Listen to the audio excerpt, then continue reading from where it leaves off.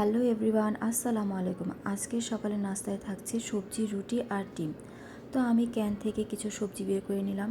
সবজিগুলো আগে থেকে কাটা থাকে এবং সিদ্ধ করাই থাকে, তাই খুব অল্প সময়ের মধ্যে সবজিটা রান্না করা সম্ভব। তো আমি কিছু পেঁয়াজ কুচি, মরিচ, ধনেপাতা কুচি আর রসুন কুচি করে নিয়েছি। এগুলো একটু ভেজে নিব।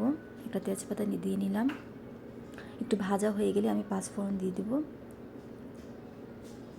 তারপর পানি অ্যাড করব। এখন আমি মরিচ গুঁড়ো, হলুদ গুঁড়ো, জিরা, ধনিয়া গুঁড়ো দিয়ে নিচ্ছি। এটা 5 মিনিট আমি কষিয়ে নিব।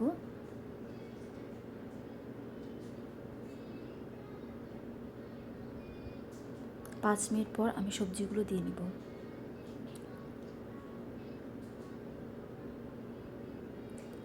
আবারও 5 মিনিট আমি ঢেকে রাখবো। এখন আমি ধনিয়া পাতা কুচি দিয়ে নিচ্ছি। সবজি হয়ে গেছে। এখন নামানোর আগে আমি একটু অলিভ অয়েল তেল দিয়ে নিচ্ছি। এখন আমি রুটিগুলো সেঁকে নিব আর একটা ডিম ভাজি করে নিচ্ছি।